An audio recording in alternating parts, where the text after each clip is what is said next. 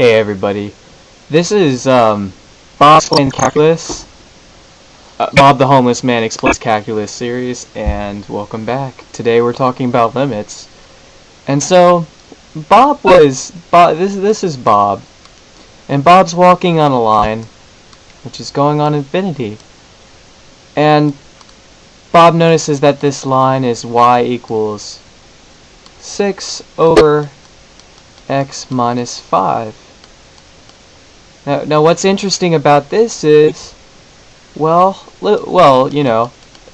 x minus 5 equals 0. Sorry, that's a minus sign. So x cannot equal 5. I mean, if it equals 5, then it's 6 over 0, and that's crazy. Every time Bob approaches this number 5, he can't. It's a limit. This is what we call a limit. He cannot approach it.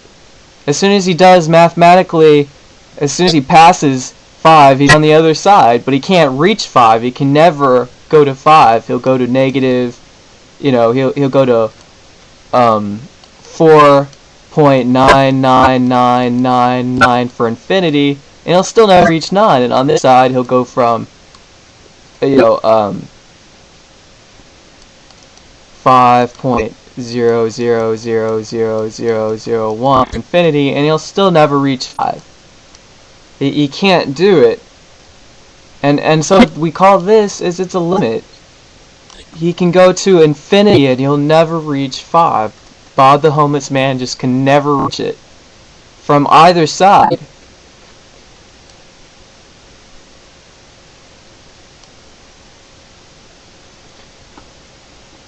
And so that's the idea of limits. Okay, there's a trick to limits, and I'm going to use a different color here. But let's say y equals x cubed plus x squared plus x. And you don't really have to understand what the heck limits are used for. They're just saying, what is your arbitrary place, like an asymptote or something, where you just cannot reach it because it'll equal 0 or something weird happens. I mean, you can consider like tangent function, where it's just not really a function, or a function which is like this and the line cuts through it. It just can't happen, so you say that this is going to be your limit so you can evaluate, or you'll say that a section of it is a limit, so you can evaluate that line and it'll still be a function any rate. So let's back to this problem over here with the x cubed, x squared, and x. And so over, I don't know, x squared plus x plus 1, something like this. And there's a really easy trick to evaluating the limit. I simply say, okay, so that's x cubed over x cubed, and that's going to go to 1, right?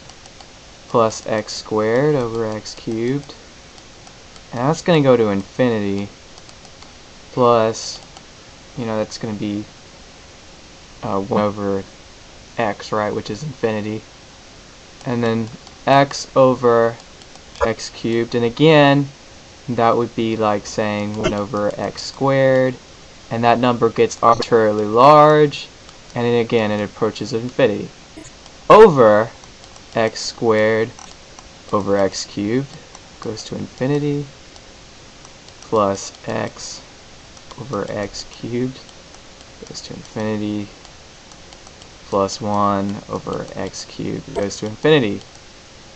So, and this problem wasn't a good problem, but obviously I didn't write this tutorial out before I did it. But anyways, so this would be 1 over infinity, or simply the limit is infinity, I suppose. So yeah, that's the basic idea. You could have another problem. Let me do another example of limits. And I'll try and do the easier example. I'll just do y equals x cubed plus x squared plus x, and we just want the simple limit. And so again, like on this one, you'd be like, okay, divide by the highest number, x cubed. These all, it would be like saying 1 over x, right? And this one would be like saying 1 over x squared. And for every number, it gets arbitrarily large and approaches infinity, so just crop them out and say they're approaching infinity. But this one is just 1 plus infinity, so you disregard those and you say the limit goes towards 1. Okay? And so it's pretty simple. That's a pretty simple method for trying to find, for brute forcing your limit notation. It's pretty effective also.